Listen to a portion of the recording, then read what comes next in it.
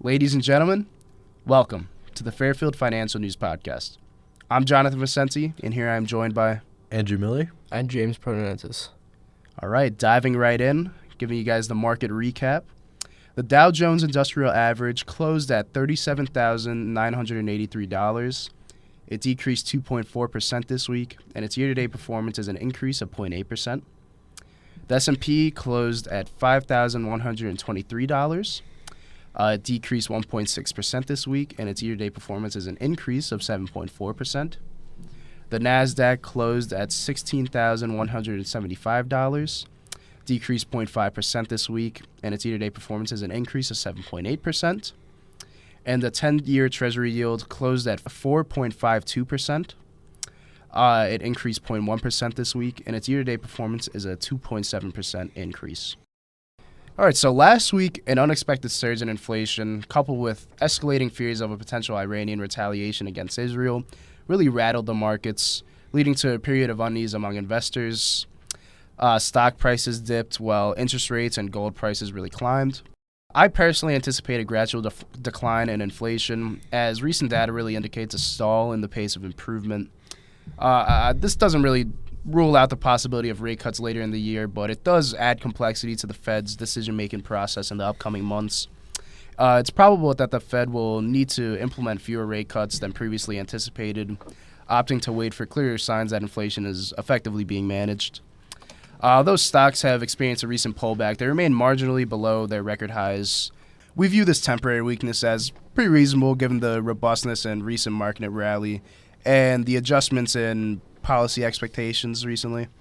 Nonetheless, the markets have demonstrated resilience in response to these challenges, underscoring the continued favorable outlook for economic growth and corporate earnings. I want to briefly circle back to the whole Israel conflict because breaking news, the Israel Defense Forces announced that Iran has launched dozens of drones within their territory. I mean, this could probably affect the market in the upcoming days. We'll have to see what happens. The U.S. is working in close coordination to help intercept these drones. I mean, what do you guys think about this? Yeah, this literally broke as we're recording this, guys. But I think that we're definitely going to see ripples from this pretty immediately, but definitely, at market open on Monday. Just like looking at what comes out of the Middle East, and not that it even takes anything coming out of this area, but Middle East is very high in oil. They are one of the biggest exporters. So any conflict in the Middle East is going to affect the supply chain for this. So we're going to see oil inflation most likely. It says here that the Israeli military has already begun planning for a retaliation strike on Iran in some parts of the region. Yeah, it seems like it's going to keep ramping up as neither side wants to begin steps to de-escalate. Yeah, and as always, rest in peace to all the lives lost in these conflicts. We really hope that they could be resolved as soon as possible. Of course. All right, you guys want to dive into CPI? Yeah. Let's talk about it. All right, so CPI was the big news that broke last week. The results were not what markets were looking for, with CPI coming in way hotter than expected. Closer examination of underlying factors presents a less alarming picture, however. The key takeaway really is that inflation is not decelerating rapidly enough to prompt immediate rate cuts by the Fed. And notably, the slower than desired decline in inflation primarily reflects a robust economy and sustained demand. It says here in March, the consumer prices surged by 3.5% year over year compared to a 3.2% in the previous month in February. In the core CPI, excluding volatile food and energy prices, it did remain steady, though, at 3.8%, which slightly exceeded consensus estimates. We can see the effect on this, especially in Friday. The S&P 500 was down around 1.4%. The VIX was up around 16%, so high volatility in the market.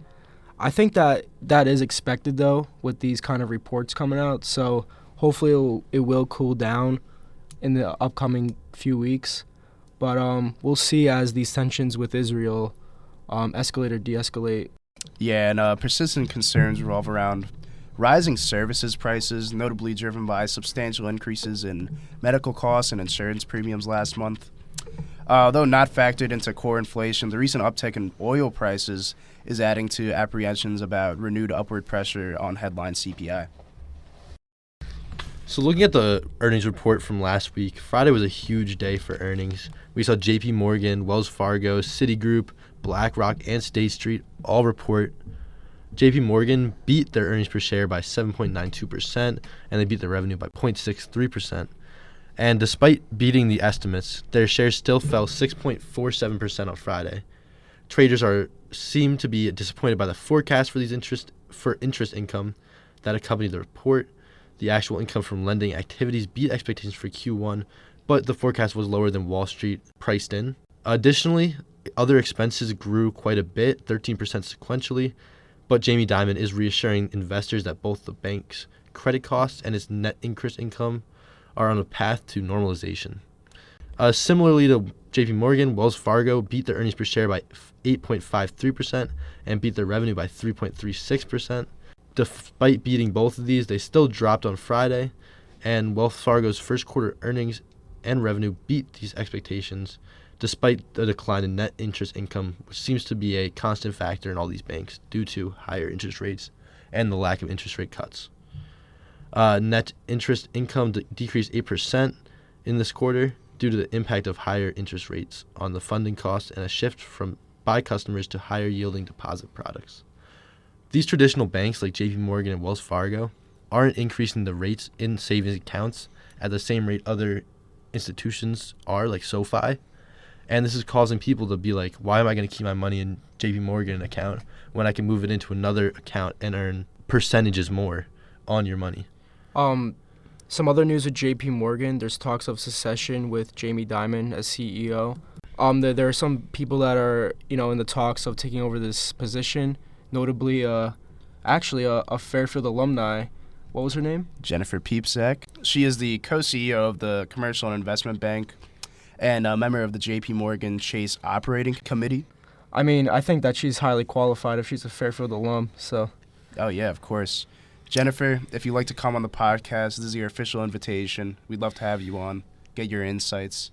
Yeah, we have your banner in Dolan as well. Maybe we're going to have to update it to JP Morgan Chase CEO. Who knows? That would be awesome. Okay, so continue the trend of big banks beating expectations.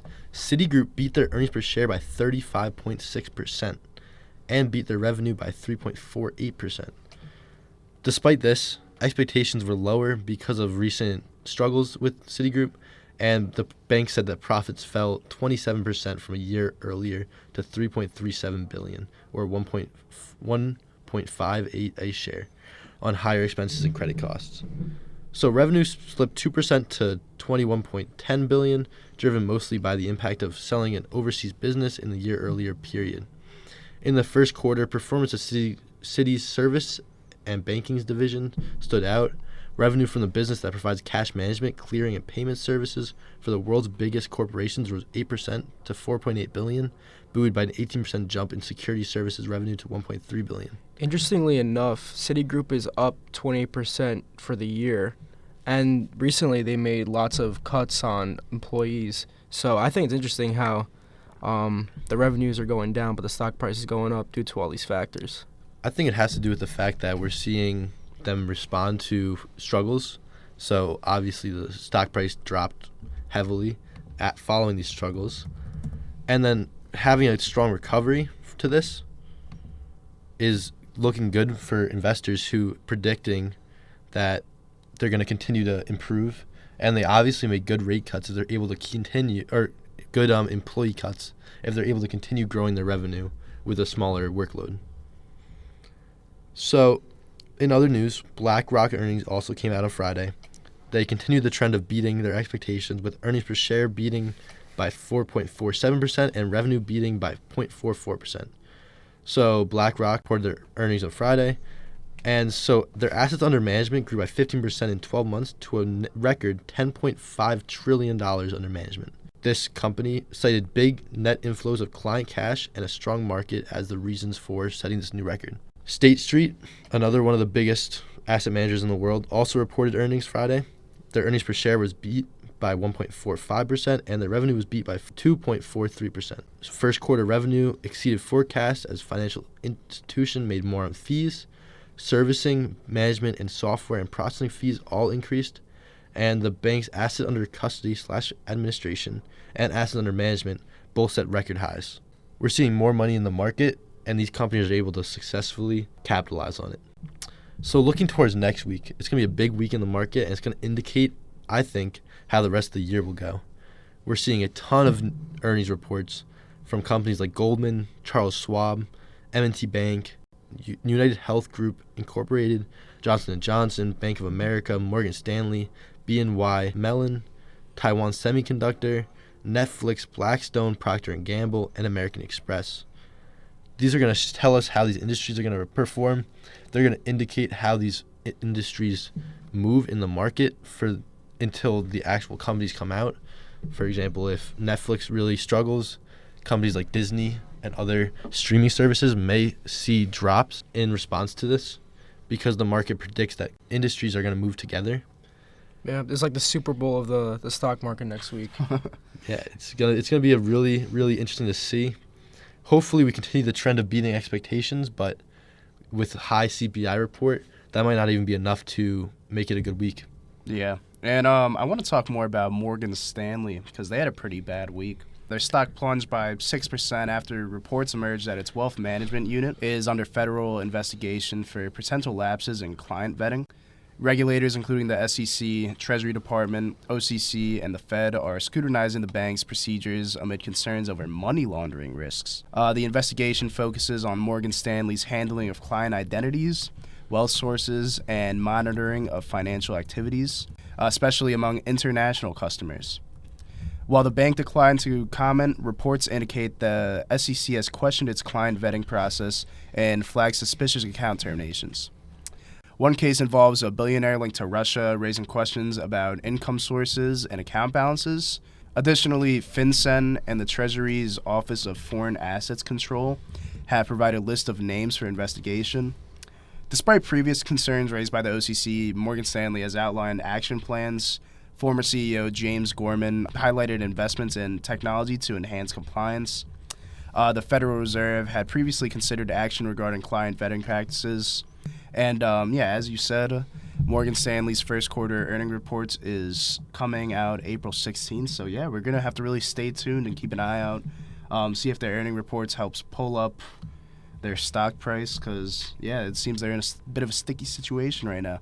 Yeah, I mean, Morgan Stanley obviously is a staple on Wall Street. I don't see it going anywhere, but if a ton of their money and their revenue is coming from these illegal sources, then they're going to have really problems, and there's going to be a lot of fines imposed on them, which could affect their ability to continue to compete in this very competitive market. Yeah, I mean, I don't know. I don't think they're in, I think all that we're really going to see from this is a minor dip in stock price. But I don't think this is going to have any major effects on their business operations. Mm-hmm. Maybe we'll see some reforms and probably reforms for the better. Higher security and client vetting processes. But I don't think there's going to have any major implications that we're going to see, the effects of long term down the road. I mean, hopefully it was just an oversight on their part, wasn't a systematic sort of search for more revenue. Yeah. I mean, these kind of things happen all the time with institutions, so, I mean, it isn't really something to be overly concerned about at the moment, so. Yeah, hopefully not. So, do you want to move into Boeing? Yeah, Boeing. So, talking about companies that are having bad times as of late, Boeing continues to grapple with its many challenges that it has met so far this year and, in the past couple of years. Its stock experiences its longest losing streak since 2018. The aerospace giant saw a 2% decline in Friday trading, contributing to a year-to-date drop of nearly 35%, marking it as the second worst performer among S&P 500 stocks this year. That is crazy. Investor sentiment towards Boeing soured following an incident where a door plug blew out mid-flight on Alaska Airlines' operated 737 MAX 9 plane. This event triggered a cascade of issues, including a Justice Department criminal probe and lawsuits from passengers. Despite no single-day losses exceeding 2%, the consistent downward trends reflects a steady stream of negative market sentiment. Boeing CFO Brian West acknowledged the need for significant changes, signaling potentially costly reforms. The recent $160 million compensatory payment to Alaska Airlines underscores the financial implications Boeing faces. The company's delivery rate to airline customers has dropped significantly, leading to complaints about order delays. Some customers have turned to Boeing's competitor, Airbus, which has expressed confidence in capitalizing on Boeing's challenges to maintain its market dominance. Boeing's next quarterly earnings report is eagerly anticipated in approximately 2 weeks as investors await updates on the company's performance and ongoing turbulence.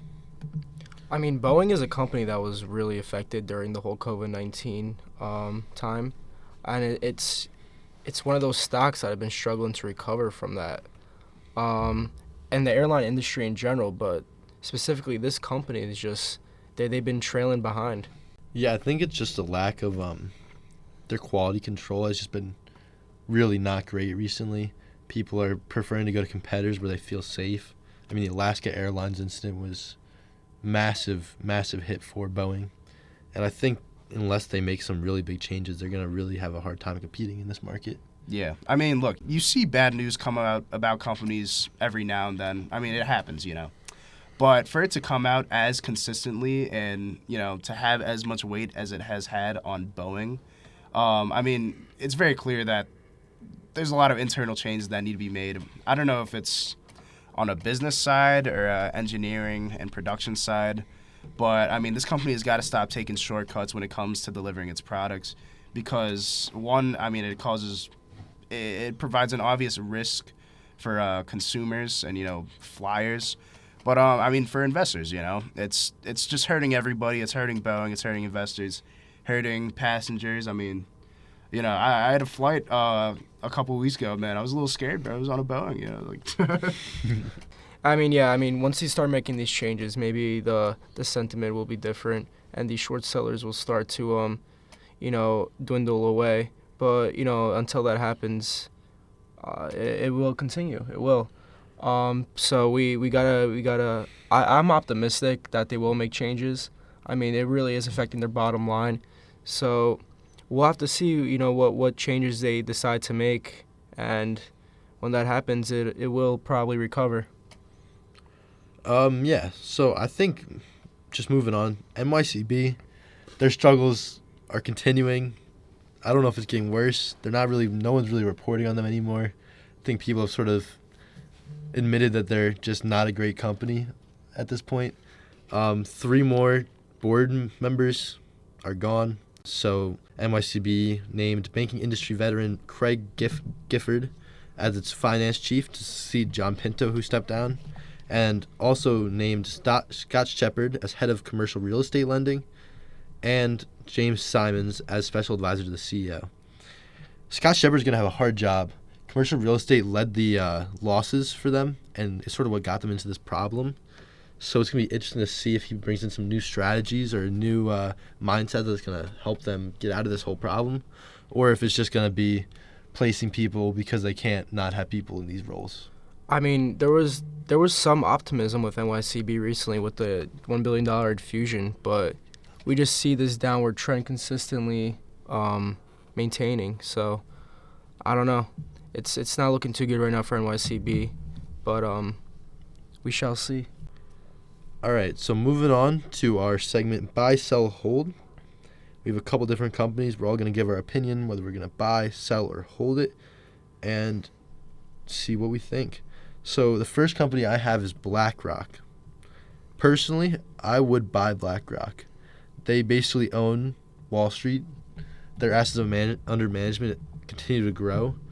And while it is a testament to people putting more money in, I think it's also a testament to their continued success in growing their assets.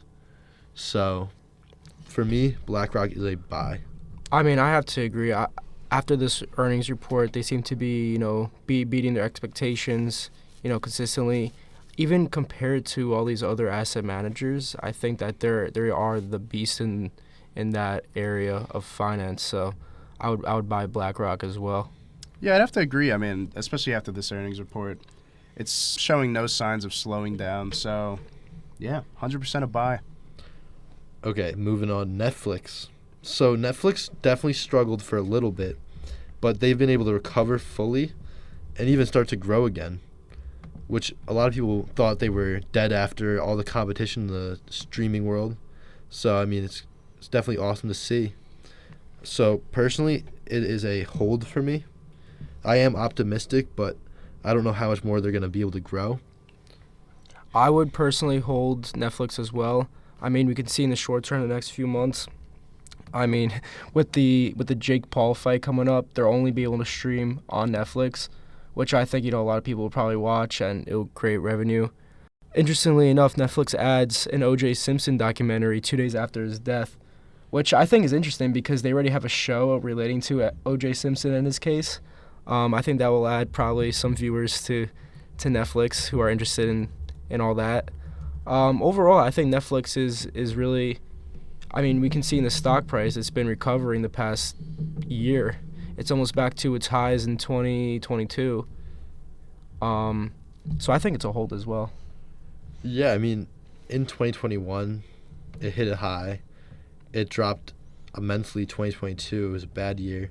2023 was pretty good. And then 2024 has been hitting, it's almost back to its high, down about 8% from that. But, like, it's not showing any time stopping. Personally, I'm not buying it just because I'm not sure how it's going to be able to continue to just, like, keep up this performance. It's been so impressive that, like, I'm not optimistic that they're going to be able to continue it. But if they can, it's a great opportunity.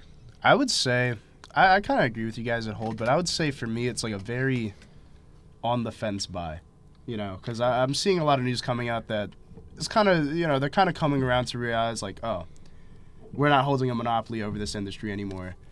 There's a lot of other competitors coming out, and they're becoming very successful. So I think they're making a lot of necessary changes that could potentially, set them apart and get them back to where they once were, or closer to that point of just being that absolute giant in the streaming industry. So I don't know. I'd say it's a very reluctant buy on my part. I mean, just thinking about Netflix, like, I know there was a lot of people that didn't like their original content when the stock price started dropping, but, like, recently I think they've been doing a great job with their content. I mean, like, Stranger Things, they're continuing to capitalize on that, but also, like, a bunch of other shows that I've been watching. Like, I know the One Piece documentary, or the One Piece live action. I didn't watch it, but, like, I've heard It's great. out?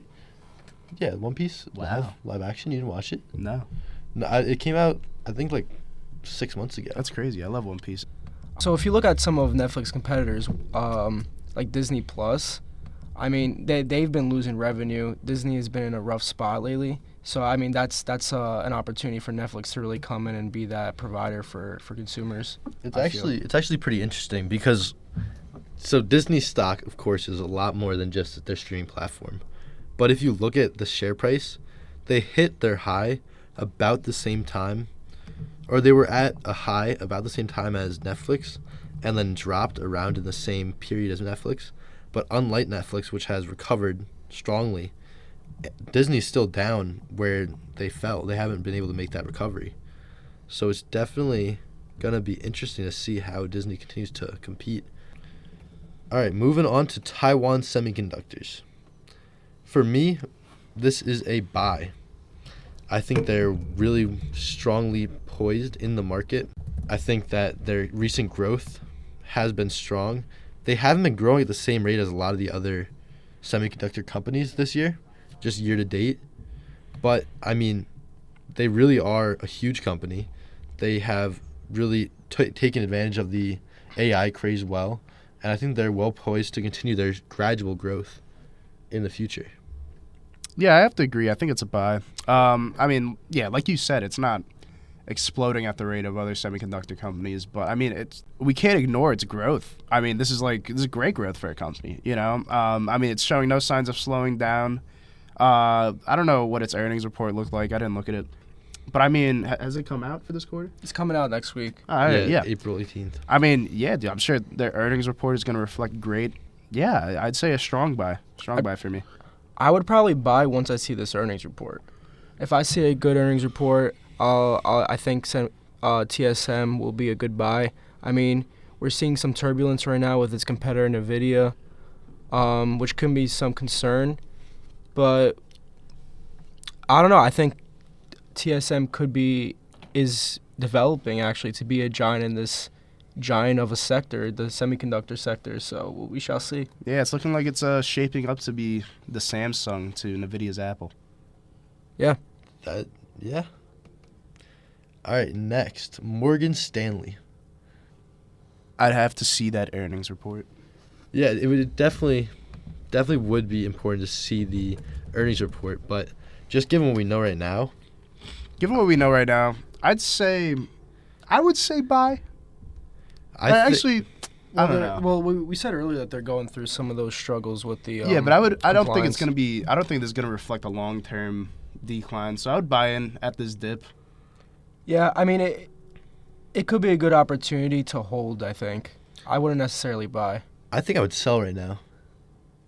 I would sell, wait for the earnings report, wait for this whole case to sort of play out, and then see where it's at and reevaluate then. That's fair. I don't know. I think that it's a good opportunity to buy a good company at a pretty discount price. You know. I don't see where Morgan Stanley truly stands out against its competitors. Of course, it's like in a spot where it definitely can stand out and does stand out, but like to me, I don't see anything special from Morgan Stanley that I can't see at Goldman or J.P. Morgan. Yeah. So finally, the last stock, Tesla. And Tesla up 1% this week. It was much better the early week, like Tuesday, and then Wednesday was a bad day for them. But I mean, I think they're actually having a really. So I was pretty pessimistic on Tesla. I knew they had a ton of competitors. I didn't think they were able to really compete, but they're showing some strong growth. I mean, we're seeing pressure from a lot of their competitors. I know Lucid is having some issues right now, one of their main competitors, which I actually think that Lucid has better looking cars than Tesla. Mm-hmm. But yeah, I mean, Tesla is the giant in this sector. It really is. So I don't see it going anywhere. All these other companies are kind of trailing the wave when Tesla was, the starter of that kind of industry. So I think that Tesla is going to recover from this eventually. To say that it'll be a buy right now is hard to say because of the current turbulence of the stock, but I think it's definitely a hold. So I would say Tesla is a hold. I'm back and forth on Tesla because last week I think I was very pessimistic, but like I do see the value in Tesla. I mean they just cut their full self-driving subscription prices to $99 a month, so I think if more people sort of see that as a affordable option, I think they might actually increase the amount of people that are paying for that. It is a luxury, so by cutting the price, they're gonna see more people willing to pay for it. And I think that's going to be strong for their revenue. But I also can see where they don't succeed because of all the new competition.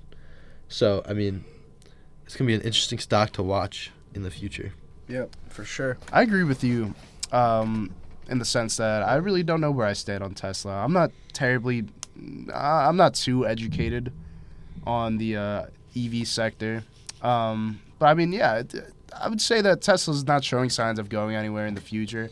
But I remain a little uncertain with how it's going to perform in the future in terms of when you look at its recent stock performance and you look at the stock performance of its competitors.